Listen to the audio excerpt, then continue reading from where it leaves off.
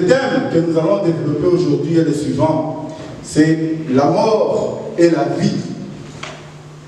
La mort et la vie, les deux choix sur un seul chemin. Amen. La mort et la vie, les deux choix sur un seul chemin. Bien évidemment, on va voir de quoi il s'agit.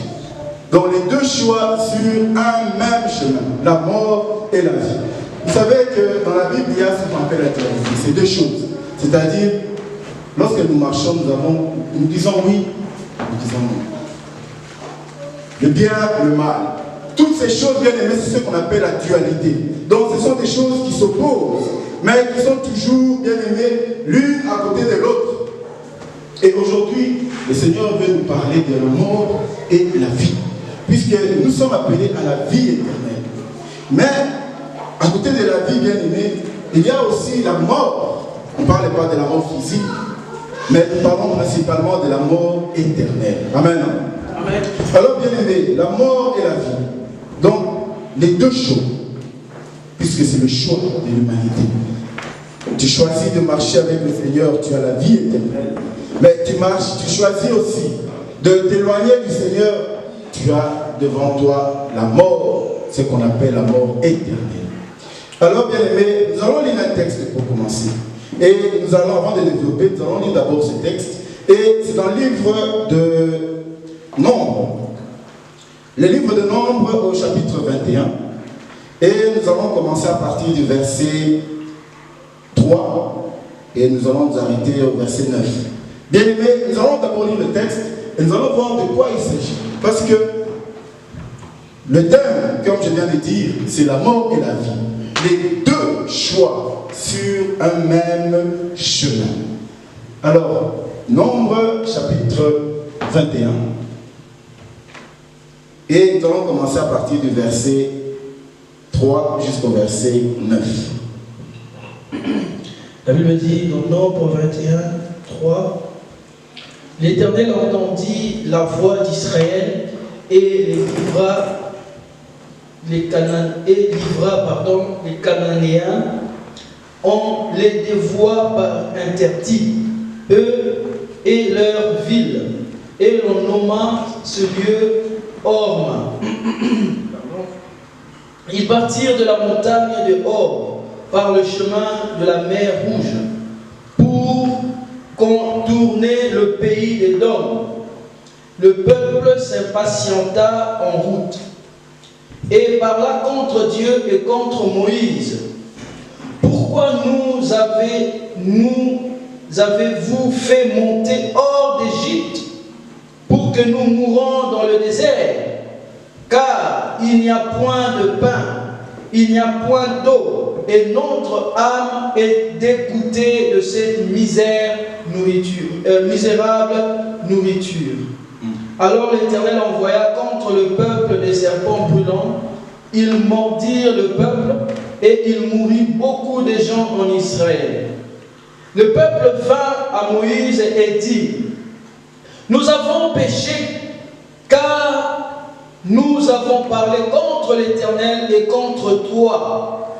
Prie l'Éternel afin qu'il éloigne de nous ces serpents. Moïse pria pour le peuple. L'Éternel dit à Moïse: fais-toi un serpent brûlant et place-le sur une perche. Quiconque aura été mordu et le regardera conservera la vie. Moïse fit un serpent d'airain et le plaça sur une perche. Et quiconque avait été mordu par un serpent et regardait le serpent d'airain conservait la vie. Amen. On peut s'arrêter là. Amen. Amen. Bien aimé, nous avons de lire ce texte, c'est un récit d'Israël. Les enfants d'Israël ont quitté l'Égypte et ils étaient dans le désert. Alors là, Aaron, le frère de Moïse, venait de mourir. Et Moïse continue avec le peuple. Alors à un moment, le peuple bien aimé se révolte contre Moïse. Comme ils avaient faim, et alors ils disent à Moïse: mais pourquoi vous nous avez fait sortir d'Égypte? Là-bas on était bien, on mangeait, on buvait. Mais pourquoi vous nous avez fait sortir d'Égypte? Vous nous avez emmenés dans les déserts pour mourir. Amen. Amen. Et ils ne s'arrêtent pas là, ils disent, là c'est au verset 5, ils disent: car il n'y a point de pain, il n'y a point d'eau, et notre âme est dégoûtée. Bien écoutez un peu. Ces gens qui étaient dans le désert, Dieu a envoyé quoi? La manne. Dieu nourrissait le peuple d'Israël tous les jours avec la manne. Bien aimé, une nourriture qui venait du ciel. Et le peuple ose dire à Moïse que notre âme est dégoûtée de cette misérable nourriture. Il parlait de la manne. Amen. Amen. Donc vous imaginez un peu ce peuple. Donc Dieu vous a pendant 40 jours, dans les déserts, il n'y a rien. Il n'y a pas d'arbre, il n'y a rien. C'est-à-dire que vous marchez dans les déserts, mais Dieu vous donne à manger tous les jours. Mais ils disent à Dieu, ils disent à Moïse. D'ailleurs, la Bible dit, écoutez bien, la Bible dit que c'est au verset, voilà, au verset 5. Donc il parla contre Dieu et contre Moïse. Donc le peuple ne parlait pas seulement à Moïse, il parlait à Dieu et à Moïse. Donc vous nous avez fait sortir d'Égypte pour être dans les déserts. Ça c'est pour nous amener à mourir. Et nous sommes fatigués de cette nourriture misérable. Amen. Bien aimé, vous savez, des fois, il ne faut pas chercher Dieu. Alors, qu'est-ce que Dieu fait au verset 6? Alors l'Éternel envoya contre le peuple des serpents brûlants. Vous savez, dans les déserts, il y a des gens, des serpents, des fois, qui se cachent sous le sable. Quand tu marches, tu ne le vois pas. Il a peut-être la même couleur du sable. Mais bien aimé, le peuple était dans les déserts, ils étaient bien, ils marchaient. Quand ils ont rouspecté devant Dieu, qu'est-ce que Dieu a fait? Il les a envoyés des serpents brûlants.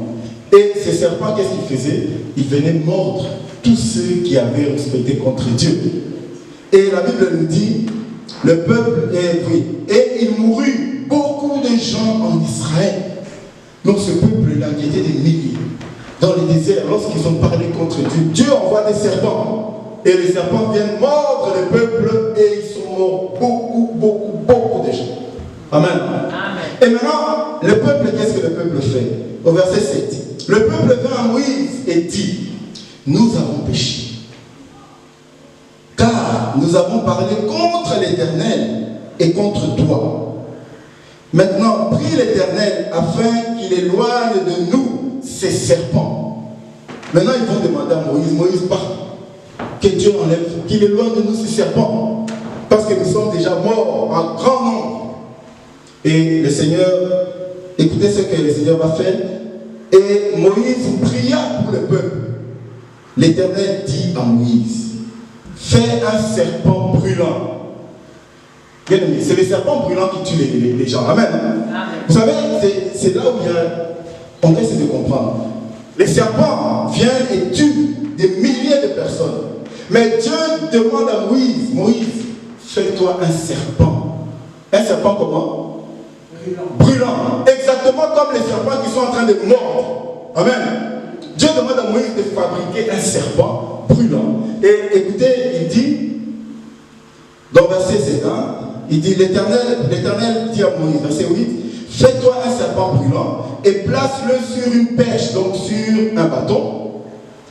Quiconque aura été mordu et le regardera conservera la vie. Maintenant, on va se poser la question. C'est-à-dire, j'ai été mordu par un serpent brûlant, je suis prêt à mourir, et Dieu dit, si Moïse fabrique ce serpent brûlant, le même serpent qui m'a brûlé, le même serpent qui m'a mordu, si je regarde ce serpent-là, je vais conserver la vie. Amen. Amen. Vous voyez, c'est des fois bizarre. Mais demandez pourquoi Dieu ne demande pas de faire un agneau? Pourquoi Dieu ne demande pas de faire un autre animal? Pourquoi seulement le même serpent qui nous a mordus? C'est lui que nous devons regarder pour avoir la vie. Et la Bible dit au verset 9, Moïse fit un serpent d'airain. Amen. Amen. Moïse a fait un serpent comment? D'airain. Dieu lui avait dit de faire un serpent brûlant. Amen. Dieu a dit à Moïse, fais un serpent brûlant. Moïse, lui, il fait un serpent d'airain. L'airain, c'est le cuivre. L'airain, c'est le cuivre. Donc, Moïse fait un serpent en cuivre. Maintenant, la question est, Dieu t'a dit de faire un serpent brûlant. Toi, tu fais un serpent de cuivre. Et écoutez la suite. Et le plaça sur une perche. Et quiconque avait été mordu par un serpent et regardait le serpent d'airain conserver la vie. Amen. Bien aimé, écoutez, c'est ça le texte. Alors c'est là où il y a un peu, c'est là où se cache la puissance de Dieu bien-aimé. Dieu dit à Moïse, fais un serpent, exactement comme les serpents qui les ont mordus. Mais Moïse, lui, il fait le serpent, oui, mais il fait le serpent. La Bible ne dit pas que Moïse a fait un serpent brûlant. La Bible nous dit que Moïse a fait un serpent de cuivre. Est-ce que c'est différent ou c'est exactement ce que Dieu avait demandé? Amen. Amen. Alors, bien aimé, le cuivre, je vais parler un peu du cuivre. On ne va pas rentrer dans les textes, sinon ça sera trop long. Mais dans le temple de Moïse, quand Moïse, Dieu avait dit à Moïse de faire le temple, avant d'entrer dans le temple, il y avait un grand bassin. Amen. Un grand bassin rempli d'eau. Et ce bassin, c'était en cuivre. C'est-à-dire, c'était le symbole de la rédemption, du pardon. Amen. C'était le pardon. Alors, Moïse, qu'est-ce qu'il a fait, bien aimé? Dieu a demandé de faire un serpent d'airain, un serpent brûlant. Le serpent brûlant qui tue. Mais Moïse fait un serpent qui fait quoi? Qui pardonne. Amen. Il fait un serpent d'airain, c'est-à-dire un serpent rempli du pardon. Bien aimé. Mais la mort qui accompagnait les enfants d'Israël, parce que là, ils avaient la mort à côté d'eux. Et Moïse fait un serpent qui les sauve. Alors, bien aimé, là, dans ce texte, nous avons et la vie et la mort. Mais comment on peut soigner la mort avec quelque chose qui ressemble à la mort? Mais cette chose-là donne la vie. C'est là où se cachent tous les secrets. Amen. Alors, pour comprendre ces textes-là, bien aimé, quand vous lisez ces textes pour comprendre, on va retourner dans les livres de Genèse. Amen. Alors, prenons Genèse chapitre 2. Genèse chapitre 2. Nous allons maintenant comprendre comment ça se fait que la mort donne la vie. La vie, bien aimé, la vie est cachée dans la mort. Mais, bien aimé, si on ne comprend pas ce qui se passe dans Genèse, Genèse chapitre 2 à partir du verset 7, nous allons lire pour comprendre maintenant ce que Dieu fait. Ici, c'est la création du monde. Dieu a créé toutes choses et il a formé l'homme. Alors, lisons. Genèse chapitre 2 à partir du verset 7. Oui? Genèse 2, 7. L'Éternel Dieu forma l'homme de la poussière de la terre. Il souffla dans ses narines un souffle de vie et l'homme devint un être vivant. Puis l'Éternel Dieu plaça un jardin en Éden, du côté de l'Orient, et il mit l'homme qu'il avait formé.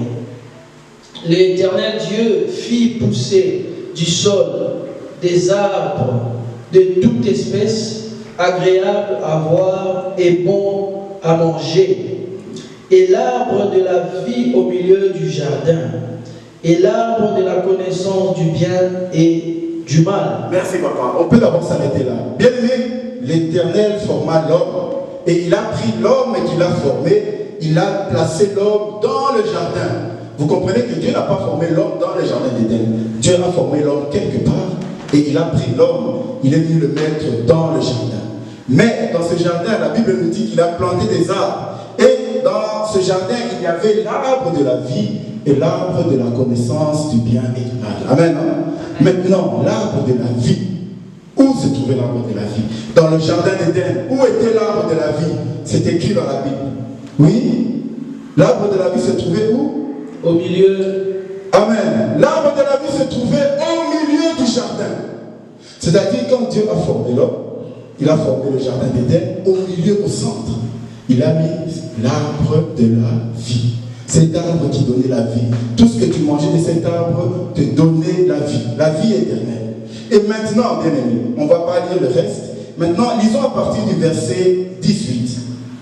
Ou alors, on peut lire à partir du verset 21. Vous connaissez déjà le texte, hein? Dieu a formé Ève après, oui. Alors l'Éternel Dieu fit tomber un profond sommeil sur l'homme qui s'endormit. Il prit une de ses côtes et referma la chair à sa place. L'Éternel Dieu forma une femme de la côte qu'il avait prise de l'homme et il l'emmena vers l'homme. Et l'homme dit, voici cette fois celle qui est os de mes os et chair de ma chair. On l'appellera femme parce qu'elle a été prise de l'homme.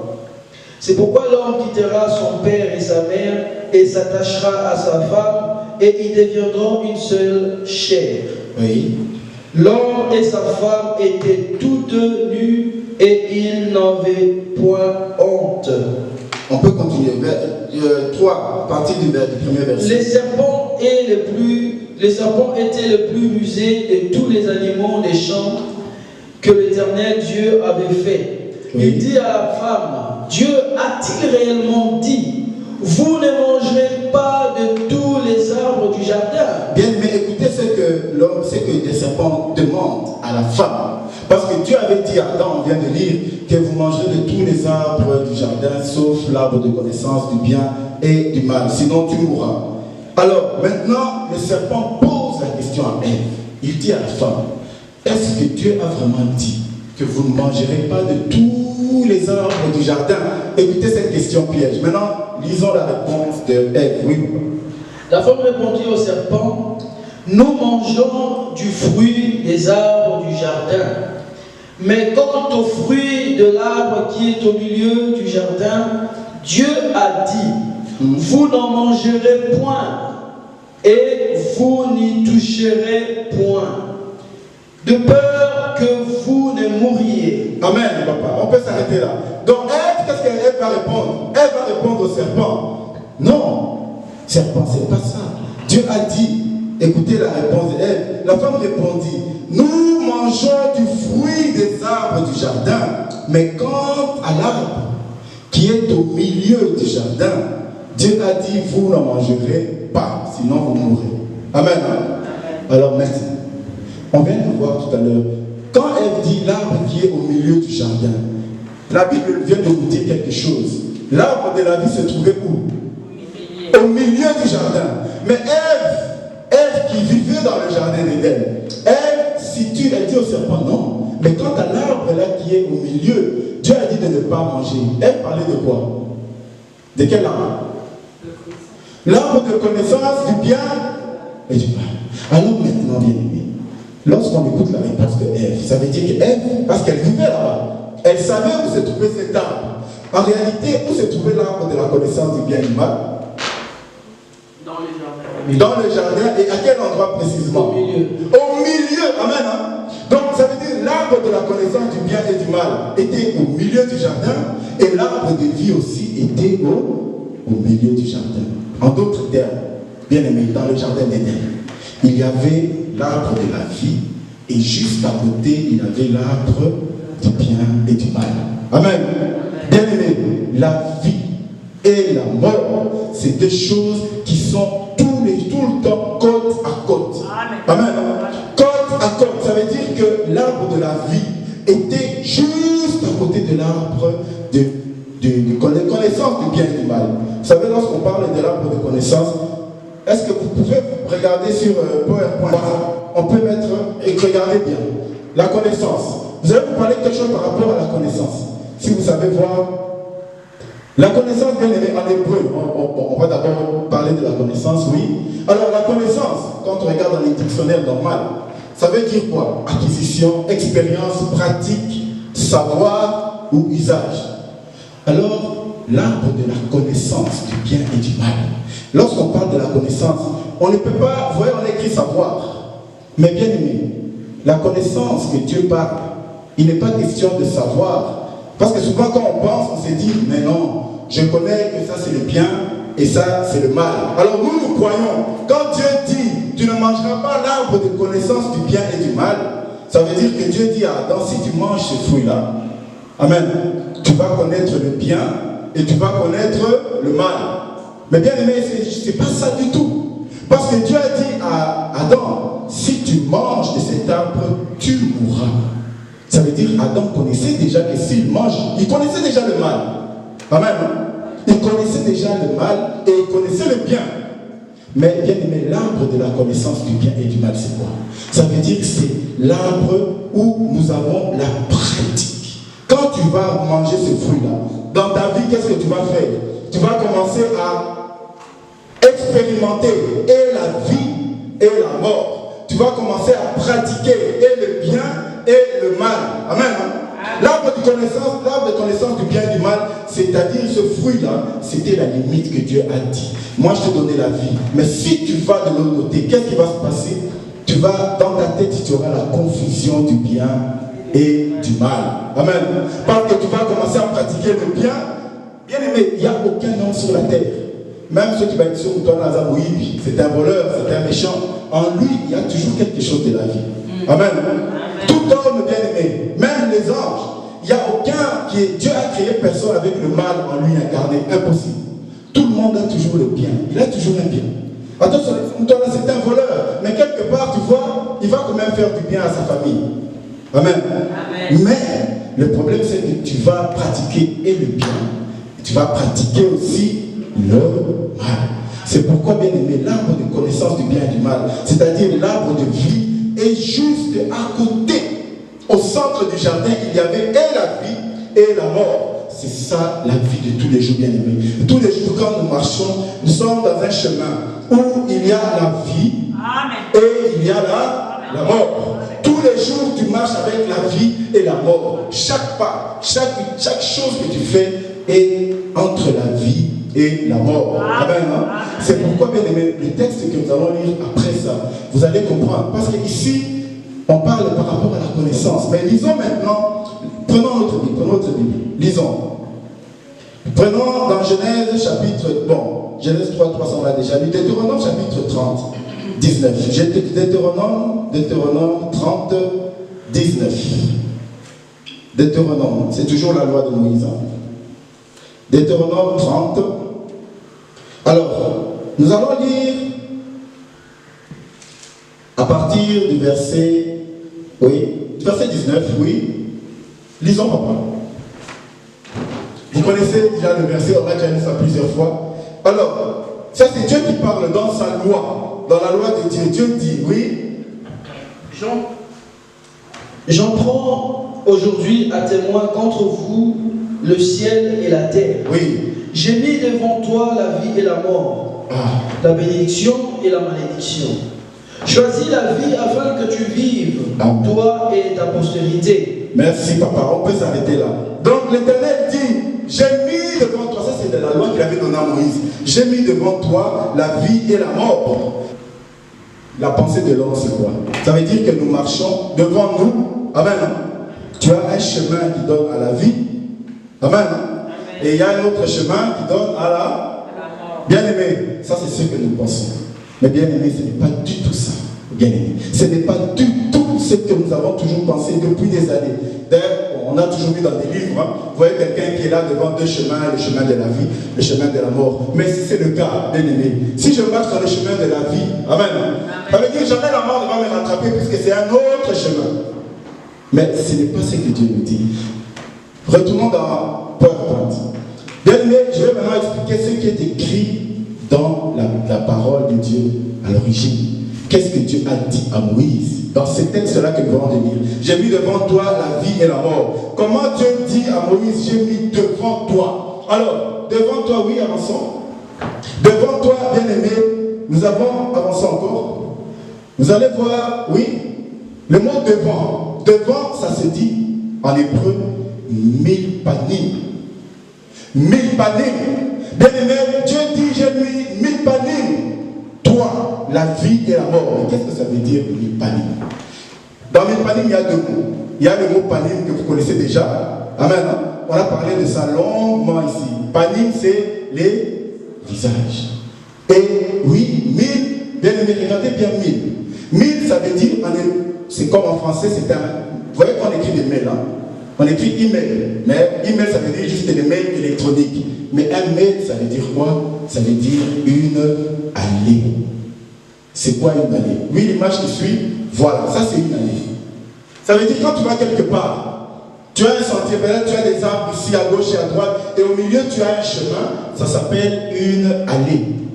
Alors des fois dans les maisons, dans nos quartiers, entre deux maisons, on a des allées. Amen.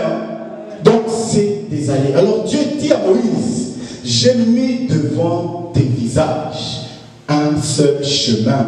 Amen. J'ai mis devant ce chemin. Dans ce chemin-là, il y a la vie et il y a aussi la mort. Bien aimé, donc Dieu n'a pas mis un chemin. sur un seul chemin, sur l'allée, sur ce chemin-là, il y a en même temps la vie, en même temps tu as la mort. Mais pourquoi Dieu dit, c'est pourquoi Dieu dit, choisis la vie. Amen. Parce que si tu es déjà, s'il y avait deux chemins, bien aimé, tu es déjà sur le chemin de la vie, Dieu ne va pas te demander de choisir la mort, de choisir entre la vie et la mort, puisque tu es sur un seul chemin. Dans ce chemin, il n'y a pas la mort. Mais le chemin que Dieu dit, il dit, j'ai mis devant ta face un mille, ça veut dire une allée, une seule allée. Sur cette allée-là, tu as et la vie et la mort. Bien aimé, c'est ça l'arbre de connaissance du bien et du mal, et c'est ça l'arbre de vie. Les deux sont toujours côte à côte. Bien aimé, notre vie de chrétien, chaque jour, dans tout ce que nous faisons, devant toutes les faces, panier, les faces, les visages, c'est-à-dire quand tu fais dans le visage de la joie. Bien aimé, on avait un prof à l'université qui nous disait toujours, la mort se cache dans les plaisirs. Amen. Quand tu as le plaisir de faire quelque chose, tu peux trouver la mort là-bas. Il y a des gens qui peuvent avoir, je donne un exemple, le plaisir de prendre l'alcool. Dans ce plaisir-là, amen. Pour lui, c'est un plaisir. Mais ce plaisir-là est Dieu. La mort, des fois, se cache dans le plaisir. Alors, bien aimé, devant n'importe quel visage, que ce soit même de la joie, de la peur, de la tristesse, devant tous les visages qui sont devant toi, Dieu a mis un chemin. Tu dois faire le choix de suivre la vie. Bien aimé, sinon, bien aimé, c'est comme ça que nous nous retrouvons dans des situations où chaque fois, on est là, on se dit que voilà, Dieu m'aime tellement, Dieu m'aime beaucoup. Et quand je marche avec Dieu, je suis avec Dieu, la mort est loin de moi, c'est faux, bien aimé. Tu n'as pas de chemin, tu as un seul chemin. Sur ce chemin-là, tu as et la vie et la mort. C'est pourquoi Dieu dit à Moïse, cette mort-là, mets cette mort en haut. Celui qui va regarder la même mort, parce que les serpents c'était la mort, celui qui va regarder la mort, mais avec un œil de rédemption, de pardon, de pitié. À ce moment, bien aimé, tu es sauvé. Amen. C'est le même chemin, le même serpent. Alors tous les jours, bien aimés, les enfants de Dieu, ne croyons pas que ce que je dis, la voix du Seigneur n'est pas acquise. Ce n'est pas parce que tu es chrétien, parce que tu es pasteur, parce que tu pries, que pour toi, le chemin de la vie est déjà tracé jusqu'à la fin. À côté de toi, le plus proche voisin de la vie, c'est là, la mort. La mort éternelle est là.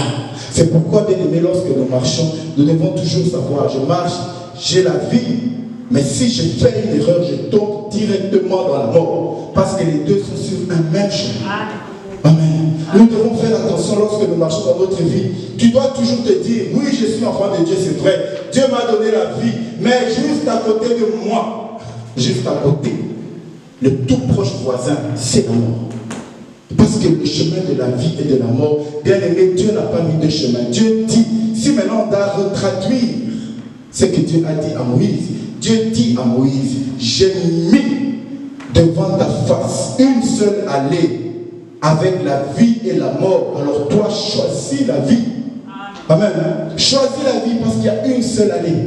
C'est pourquoi vous allez voir, c'est facile de voir quelqu'un qui était enfant de Dieu et du jour au lendemain, il devient ennemi de Dieu. Amen. C'est facile. Quelqu'un qui était enfant de Dieu toute sa vie et un jour, vous le retrouvez, il est devenu ennemi de Dieu. Il ne veut plus entendre parler de Dieu. Il ne veut plus entendre parler de faire du bien. Il ne veut plus entendre. Pourquoi? Parce que les deux là, c'est toujours côte à côte. L'exemple avec Jésus. Vous connaissez, lorsque Jésus était crucifié, amen, hein? Il avait deux brigands. Les brigands, ce sont des bandits, des gens de mauvaise vie. Cet homme-là qui était à sa droite, de mauvaise vie, cet homme qui a fait le mal, qui a tué, un brigand, c'est celui qui tue. Hein? Il est assassin, il fait du mal. Bien aimé, ce brigand qui a fait du mal toute sa vie, le dernier, bien aimé, c'était le dernier souffle. Il dit à Jésus, Seigneur, il reconnaît d'abord qu'il est Dieu. Je reconnais, Seigneur, lorsque tu seras dans ton royaume, souviens-toi de moi. Amen. Bien aimé, cet homme qui était dans la mort, qui était déjà parti dans la mort, il était déjà sur le chemin de la mort, il était même presque arrivé aux enfers ce jour-là. Jésus lui dit, ce soir, tu seras avec moi où? Dans le royaume de mon Père. Bien aimé, il a été sauvé en un instant. Pourquoi, bien-aimé? Parce que la vie n'est pas très loin de la mort. Amen. Alors, bien-aimé, lorsque nous amenons les âmes à Dieu, nous n'allons pas dire aux gens, quand tu veux te repentir, tu as trop péché. Va d'abord prier pendant un mois. Qui te dit que c'est un mois, bien-aimé? La vie, la mort où il se trouve, juste à côté, il y a la vie. Demande son pardon. Reconnais seulement Dieu. Demande juste la miséricorde de Dieu. Et Dieu te fait passer de la mort, bien-aimé, à la vie. Parce que, bien-aimé, les chemins dans le jardin d'Éden, il n'y avait pas de distance. Ça veut dire que tous les jours, imaginez, tous les jours que Adam et Ève allaient cueillir du fruit de la vie, ils voyaient à côté l'arbre de la mort. Donc tous les jours, lorsqu'ils allaient cueillir, à côté il y avait l'arbre de la mort. Bien aimé. Et le diable en a profité pour séduire. Il a dit, mais essaye. C'était pas loin, c'était juste à côté. Essaye. Parce que peut-être, bien aimé, peut-être, si c'était loin, elle allait se dire, mais non, je suis fatigué, j'ai pas envie de marcher jusque là-bas. Non. Dieu nous a mis les deux juste côte à côte. Là où tu marches avec la mort, la vie est juste à côté de toi.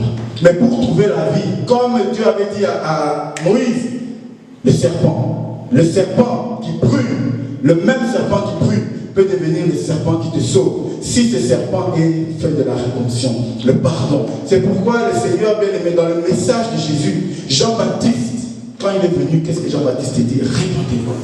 Jésus, quand il vient, la première prédication de Jésus, c'est écrit dans la Bible. Qu'est-ce qu'il a dit? Le premier mot que Jésus a sorti, lorsqu'il a prêché, c'était quoi? Répentez-vous. Amen. Amen. Répentez-vous, parce que, bien aimé, la repentance te permet de quitter un état à un autre, parce que c'est juste à côté, ce n'est pas loin. Aujourd'hui, on a fait des systèmes, des grands systèmes. Reviens d'abord, avant d'être pardonné, tu viens le voir ici. Tu vas, comment on appelle ça? Cure d'âme. Tu vas commencer à raconter tes histoires. Pasteur, tu vois, moi dans ma vie, moi j'ai volé, j'ai menti, j'ai fait ceci. Mais celui-là qui te demande qui il est, bien aimé, qui est-il? Parce que toi, quand tu te mets devant le Seigneur, Seigneur, je suis devant toi, pardonne-moi. Le Seigneur te fait passer de la mort. Parce que la vie est juste à côté, il te met à la vie. Bien aimé, nous devons connaître ces choses. Sinon, bien aimé, les gens vont en profiter. Le monde en profite toujours pour te faire entrer dans un système mondain, d'une église où on te dit, voilà, ça, notre Dieu, c'est comme ça qu'il fonctionne. Dieu ne fonctionne pas comme ça. Dieu a mis devant toi seulement un seul chemin où tu as et la vie et la mort. Alors c'est comme ça, bien aimé, que Dieu, vous vous souvenez, lorsque l'Esprit de Dieu a attaqué Jacob. Vous connaissez encore les textes, hein? On ne va pas rentrer, sinon ça va prendre trop de temps. Bien aimé, Jacob qui dormait, à un moment, l'ange qui vient se battre avec Jacob. Et à la fin, l'ange qui frappe Jacob, et Jacob qui devient boiteux. Alors Dieu dit, comme tu es devenu boiteux, c'est toi qui as gagné. Ça veut dire quoi? Ça veut dire aujourd'hui, si tu te laisses prendre par Dieu, tu vas devenir ce qu'on appelle Israël. Israël, bien aimé, ça veut dire le peuple choisi par Dieu. Amen. Si tu te laisses apprendre par Dieu, tu te laisses gagner par Dieu, c'est toi qui as maintenant la vie éternelle. Bien aimé, ce combat-là de Jacob et de l'ange, qu'est-ce qui se passe en réalité? C'est-à-dire que notre vie, tous les jours, tu es tiré entre le péché et le bien. Le péché et le bien. Chaque jour, quand je donne un exemple, quand quelqu'un te demande, mon frère, j'ai faim, donne-moi à manger, tu as de l'argent, tu veux lui donner 5 euros. Amen. Tu veux le donner pour le bien. Mais à la même seconde, tu peux dire, non, je refuse. Amen. Bien aimé, ça veut dire chaque fois que tu veux faire le bien, le péché est juste à côté. Amen. Et chaque fois que tu veux pécher, bien aimé, le bien est juste à côté. Lorsque tu dis que cette personne n'a qu'au fin, et quand tu veux seulement ajouter, tu dis, mais je peux aussi pardonner. Je pardonne. Amen. Bien aimé, le bien est juste à côté. Choisis. Parce que nous avons un choix. C'est pourquoi le thème qu'on est en train de partager aujourd'hui, c'est la mort et la vie. Les choix sur un même chemin. Bien aimé, il n'y a pas d'autre chemin. Avant que je pardonne, il faut d'abord que j'appelle, que je demande, pasteur, frère, est-ce que je dois pardonner? Il n'y a pas de chemin. C'est toi. Fais le choix. Là, à l'instant où tu es, à la minute où tu es, tu as la vie devant toi. mais tu as aussi la mort devant toi. Tu as la mort devant toi, tu peux te décider, je vais faire du mal. Je veux faire du mal, tu te décides, je fais du mal. Mais lorsque tu arrives devant, à la même seconde, tu peux passer de la mort à la vie. Amen. Et le Seigneur va te sauver. Amen. Amen. Le juste pour une seconde, quelques secondes, bien-aimés, ça suffit. C'est pourquoi nous ne voyons pas que Dieu vient nous libérer de loin. Non, Dieu vient d'abord nous sauver de près. C'est pourquoi il nous a mis et la mort et la vie. Bien-aimés, c'est très important ce que je dis parce que, vous savez, aujourd'hui, bien-aimés, aujourd'hui c'est devenu tellement compliqué. C'est-à-dire, quelqu'un fait du mal, ça arrive. Quelqu'un peut faire du mal, quelqu'un peut tomber dans un mal, dans un péché. Mais lorsque quelqu'un tombe dans un péché, au monde d'aujourd'hui, bien-aimé, aujourd'hui, c'est-à-dire qu'on prend la rédemption, on prend le cuivre, on met loin de lui. On lui dit, tu veux être pardonné, voilà le chemin que tu dois parcourir. Voilà le chemin. Va sur ce chemin et là-bas tu seras pardonné. Bien-aimé, Dieu n'est pas dans les systèmes humains. Dieu n'est pas dans les systèmes des hommes. Dieu te demande juste de quitter l'arbre de la mort, l'arbre de la confusion, où tu es en train de confondre et le bien et le mal, où tu es en train de pratiquer le bien et le mal. Dieu te demande juste quitte et va pratiquer la vie. C'est tout ce que Dieu nous demande. Amen. Amen. C'est pourquoi Dieu a mis l'arbre de la connaissance du bien et du mal juste à côté de la vie. Et tous les jours, bien aimé, un enfant de Dieu, chaque jour, quand tu veux faire quelque chose, quand tu veux prendre une décision, dis-toi, est-ce que la décision que je suis en train de prendre, elle est bonne ou elle est mauvaise? Si elle est bonne, attention, je dois garder ma bonne décision. Je dois maintenir ma bonne décision. Je dois maintenir ce que je fais de bien.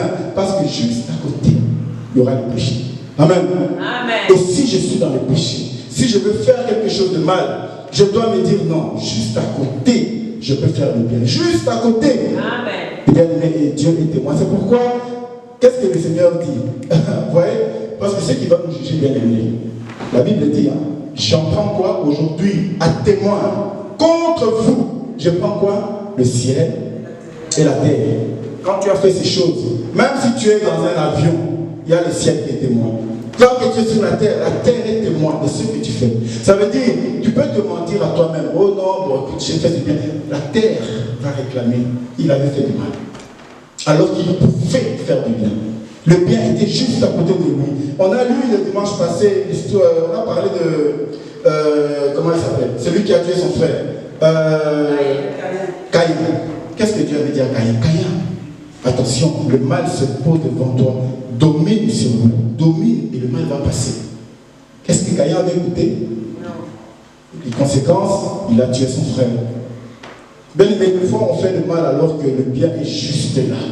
Le Seigneur nous demande aujourd'hui de ne pas, bien aimé, de connaître que devant nous avons un seul chemin. Sur ce chemin-là, je dois faire le choix parce que je suis dans un chemin. Si Dieu te mettait déjà dans le chemin de la mort, tu n'as plus besoin de faire le choix de la vie puisque tu es déjà dans la mort. Mais Dieu nous met sur un seul chemin. Et ce chemin-là, nous devons choisir. Nous devons choisir. Dieu te donne la réponse. Il te dit quel choix tu dois faire pour ton salut. Et il ajoute, il dit, la bénédiction, choisis la vie afin que tu vives. Bien aimé, quand on parle de vivre, c'est vivre sur la terre seulement? Non. Afin que tu vives. Dieu dit que quand Dieu te parle de vivre, ce n'est pas sur la terre seulement. C'est-à-dire que tu as la vie éternelle. Amen. Amen. Dieu nous dit, si tu choisis le bien, tu as la vie éternelle. Pas seulement toi, toi et ta postérité. Tes descendants, tes enfants, les enfants de tes enfants, parce que tu as fait du bien. Mais lorsque tu décides de marcher en faisant le mal, parce que c'est un choix, la dualité c'est un choix, parce que j'ai le choix de dire oui, j'ai le choix de dire non, j'ai le choix de faire du bien, mais j'ai aussi le choix de faire du mal. Amen. Amen. J'ai le choix. Alors le Seigneur nous demande aujourd'hui, choisis le bon chemin. Choisis le bon chemin. Les serpents brûlants qui t'ont amené la mort, le mal qui vient t'amener la mort, tu as la capacité de dominer sur le mal seulement en regardant. Bien aimé, ce n'était pas seulement Moïse quand il a mis le serpent, ce n'était pas seulement le serpent qui guérissait. Il fallait que toi, tu fasses quoi? Tu regardes. Amen. Amen. Ça veut dire dans notre vie tous les jours, Si nous voulons être sauvés, bien aimés, nous devons avoir un regard vers la repentance. Tous les jours, tu dois reconnaître que je dois me repentir. Tu dois reconnaître que je dois m'humilier. Je dois. Parce que si tu ne le fais pas, ces serpents brûlants sont là. Ils sont là. Alors, bien aimés, c'est comme ça que beaucoup rateront le royaume des cieux. Pas parce qu'ils ne venaient pas à l'église. Non, c'est pas parce qu'ils ne venaient pas à l'église. Ils venaient à l'église, ils priaient. Mais ils avaient préféré choisir le mal que le bien. Alors qu'il avait les deux sur un seul chemin. Alors aujourd'hui, bien aimés, remettons-nous comme des enfants de Dieu par rapport à ce que le Seigneur nous dit. Le Seigneur est bon pour nous. Il est bon pour nous. Alors Dieu veut que nous soyons tous sauvés, que nous soyons tous sur le chemin de la vie. C'est pourquoi il demande de faire le bon choix. Amen. Le bon choix. Parce que la mort et la vie se retrouvent tous les deux sur ton chemin, dans tout ce que tu vas faire. Toutes les décisions que tu vas prendre, sois sûr que tu as soit le bien à faire, soit le mal à faire. Tous les jours. C'est pourquoi Dieu dit à Moïse, j'ai mis devant tes faces. Il a dit panim, amen. Panim, ça veut dire les visages, tous tes visages. Bien aimé, que ce soit dans les visages de la joie, de la peur, de la tristesse, de l'angoisse, tous ces visages-là, tu as un choix à faire et c'est le choix de la vie. Tu ne vas pas te dire, moi je pardonne ici, oui je peux pardonner, mais là-bas, là-bas je ne pardonne pas, je ne peux pas, tu ne peux pas, mais Dieu a dit, j'ai mis devant toutes tes faces un seul chemin, une seule allée. Et là, à toi de choisir. Bien aimé, la vie éternelle, nous devons la conserver. C'est pourquoi l'apôtre Paul dit, je suis en train de tenir mon corps rudement pour ne pas être rejeté après avoir prêché la parole, après avoir fait des miracles, après avoir servi à l'église, après avoir fait des choses, chanté, tout ça, bien aimé. Je n'ai pas envie d'être rejeté après avoir fait tout ça. C'est pourquoi la vie éternelle, nous devons la conserver. Nous devons la conserver. Faisons du bien, bien aimé. Faisons du bien. Même si aujourd'hui, ceux qui sont proches de toi veulent faire du mal, qu'ils fassent. Qu'ils décident, c'est leur choix. Mais toi, bien aimé, nous aurons tous un seul compte à rendre à Dieu. C'est à Dieu que nous avons des comptes. Donc si quelqu'un à côté de toi décide, lui, que moi dans ma vie, je vais vivre comme ça. Oh, je ne pardonne pas ça, je n'agis pas comme ça, je ne ferai jamais du bien, je ne servirai jamais les autres. C'est son choix. Mais toi, amen. Amen. Toi, le choix, tu as fait ton choix à toi. Le Seigneur, bien aimé, nous allons rendre compte. Nous allons rendre compte. La Bible nous dit que ce jour-là, il va rendre à chacun selon ses voies. Chacun selon ses œuvres. Il n'y aura pas l'œuvre de l'autre qui va dire non, Seigneur, tu sais, moi je faisais ça parce que tu vois mon ami là. Non. D'ailleurs, de toute façon, tu n'auras même pas le temps de parler de ton ami. Alors, c'est pourquoi le Seigneur nous dit aujourd'hui, marche. Parce que la mort et la vie sont sur un seul chemin. Tous les jours, ça va t'éviter. Quand la mort voudra s'approcher de toi, souviens-toi que juste à côté, il y a la vie. Rentre dans la vie. Et lorsque tu es dans la vie, si la mort s'approche de toi, oublie la mort, éloigne-toi de la mort, reste sur le chemin de la vie. C'est ce que le Seigneur demande aujourd'hui. Amen. Hein? Voilà, que Dieu vous bénisse.